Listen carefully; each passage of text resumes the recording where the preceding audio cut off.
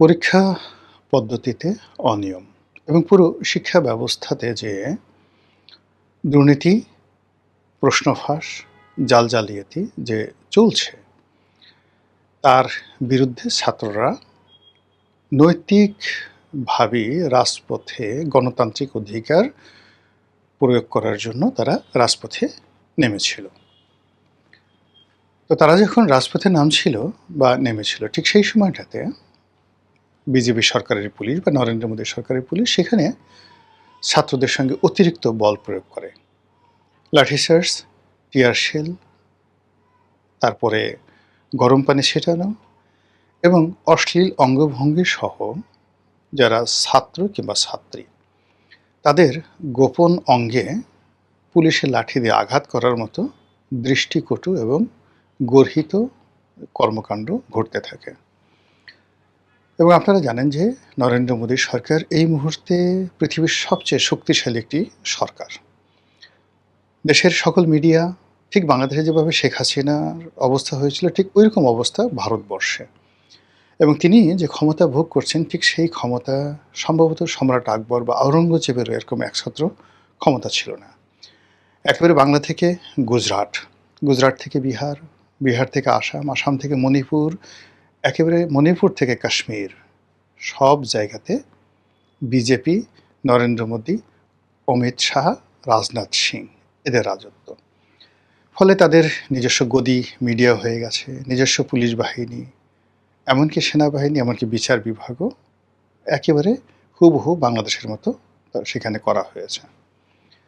তো এই অবস্থায় ছাত্র যারা আছে তারা একটা রায়ের জন্য হাইকোর্টে গেল, একেবারে বাংলাদেশের মতো হুবহু। সেখানে যিনি প্রধান বিচারপতি তিনি একটি মন্তব্য করলেন যে এই তেলাপোকা, এই তেলাপোকা, ককরোচ, এই কথার বিরুদ্ধে তারা একটা পার্টি গঠন করে ফেলল ইন্টারনেটে, ককরোচ পার্টি। এবং সেই ককরোচ পার্টি খুব অল্প সময়ের মধ্যে অর্গানাইজ করে ফেললো, ইন্টারনেটের মাধ্যমে তারা তাদের ফলোয়ার বাড়িয়ে ফেললো, এবং সেই ককরোচ পার্টির আন্দোলনে এখন সারা পৃথিবী থরথর করে কাঁপছে। এবং আপনি যদি বাংলাদেশে যে কোটা বিরোধী আন্দোলন হলো, সেই কোটা বিরোধী আন্দোলন একটা সময় এই ব্যাপারে সরকার এবং যারা আন্দোলনকারী তারা কিন্তু সুপ্রিম কোর্টে এসেছিল, এবং তৎকালীন বিচারপতি তিনি এই বিষয়টিকে একেবারেই পাত্তা দিতে চাননি। এর কারণ হলো যে তখন সরকারের ক্ষমতাটা এমন একটা পর্যায়ে যে সেখানে আসলে যারা আন্দোলনকারী তারা জেলা জজও নয়, কোনো জুডিশিয়াল ম্যাজিস্ট্রেটের সামনে দাঁড়িয়ে কথা বলবে এই অবস্থা তখন সে বাংলায় ছিল না। সেখানে চিফ জাস্টিসের সামনে গিয়ে তাকে ভয় দেখানো হচ্ছে, চাপ প্রয়োগ করা হচ্ছে, বা অ্যাটর্নি জেনারেল বলছে যে এই জিনিসটা খুব দ্রুত নিষ্পত্তি করেন বিকজ গোয়েন্দা রিপোর্ট ভালো না। তখন এটা তাদের ইগোতে লেগেছে। ফলে কি হলো, বাংলাদেশের প্রধান বিচারপতি বললেন যে এই রাজপথের আন্দোলন দ্বারা সুপ্রিম কোর্ট চলবে না। এই যে শুরু হলো গণ্ডগোল। সেই বিচারপতিরা রাজপথে লাঞ্ছিত হলেন, মার খেলেন, গাড়ি থেকে নামিয়ে তাদেরকে বেদম প্রহার করা হয়েছে।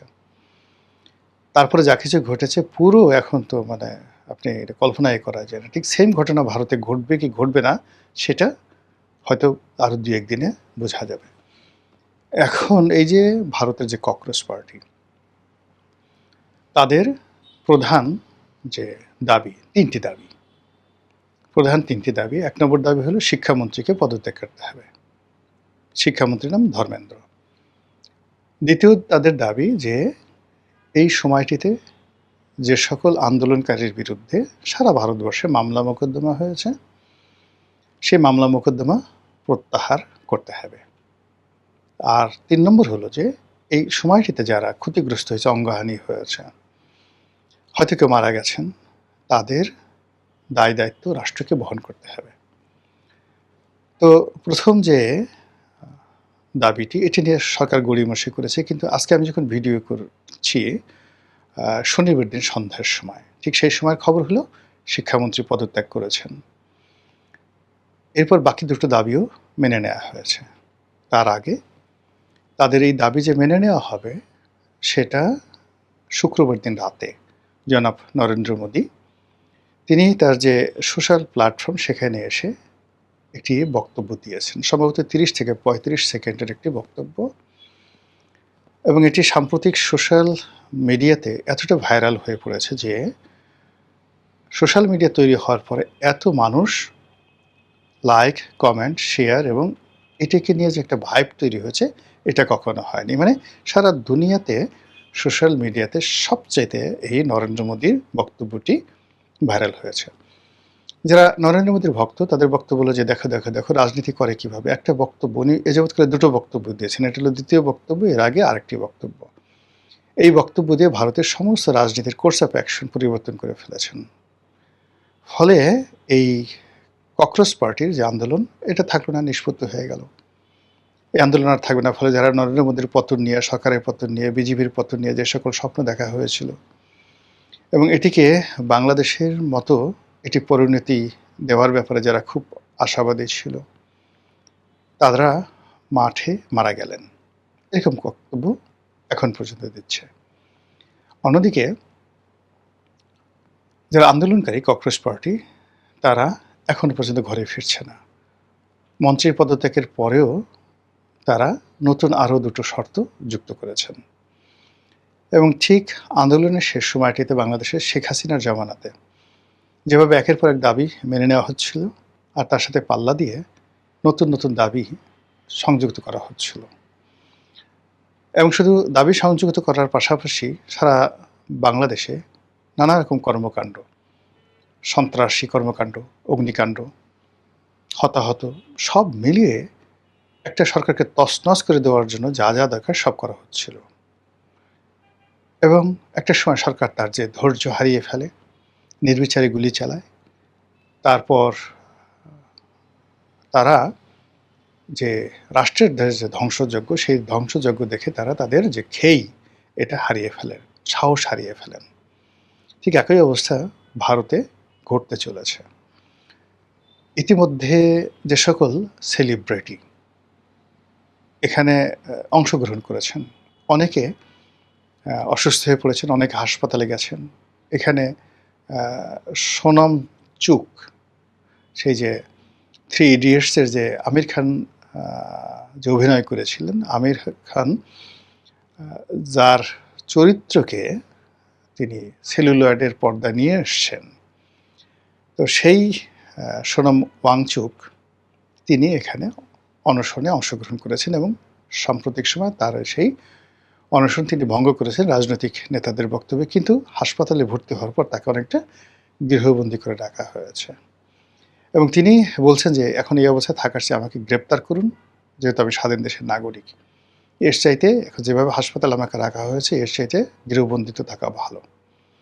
অন্যদিকে নাসিরউদ্দিন শাহ থেকে শুরু করে প্রায় সবাই, অনেকে অসুস্থ হয়ে পড়েছেন।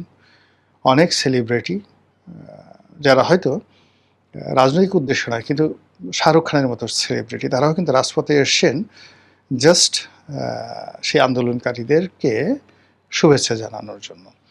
তো সব মিলিয়ে এই যে ককরোচ পার্টির যে আন্দোলন, এই আন্দোলন থামার কোনো লক্ষণ দেখা যাচ্ছে না, বরং সেই শিক্ষামন্ত্রীর পদত্যাগের পরেও অন্যান্য প্রদেশে সে আন্দোলন ছড়িয়ে পড়েছে। বিশেষ করে পশ্চিমবঙ্গে যে ঘটনা ঘটেছে, পশ্চিমবঙ্গের যে বিজেপির প্রধানমন্ত্রী শুভেন্দু বা মুখ্যমন্ত্রী শুভেন্দু, তার বাড়িতে আক্রমণ হয়েছে, মারাত্মক আক্রমণ হয়েছে এবং এতটা আক্রমণ হয়েছে যে উনি নাকি, যেটা দেখলাম সত্য মিথ্যা, উনি সেই বাড়ি থেকে দৌড়ে পালিয়ে তারপরে প্রাণ রক্ষা করেছেন। এবং এখানে তৃণমূলের একটা শক্তি আছে, তারপরে এখানে মমতা ব্যানার্জির একটা শক্তি আছে, ইসলামিস্টদের একটা শক্তি আছে। সেই সকল শক্তি এখন বিজেপির বিরুদ্ধে যদি পশ্চিমবঙ্গে অ্যাক্টিভেট হয়, তাহলে শুভেন্দুর আসলে সেখানে টিকে থাকাটা রাষ্ট্রশক্তিদের সম্ভব নয়। আমাদের দেশে যেমন একটা আইন আছে সন্ত্রাস দমন আইন, পশ্চিমবঙ্গের একটা আইন আছে গুন্ডা দমন আইন। তো সেই গুন্ডা দমন আইনের অধীনে মামলা করা হয়েছে, কিন্তু এখনও পর্যন্ত পশ্চিমবঙ্গের পরিস্থিতি উন্নতি হয়নি, বরং খারাপ হচ্ছে এই ভিডিও করা পর্যন্ত। ফলে এই যে ককরোচ, তেলাপোকা, সেই তেলাপোকার যে যন্ত্রণা, তারা যে আনাম এক একটা সাম্রাজ্যকে খেয়ে ফেলতে পারে, পুরো একটা মঞ্চকে খেয়ে ফেলতে পারে, এমনকি নরেন্দ্র মোদীর গদি খেয়ে ফেলতে পারে, এই যে ইতিহাস তারা তৈরি করতে যাচ্ছে, এটা বোধহয় এত সহজে এখানে শেষ হবে বলে মনে হচ্ছে না।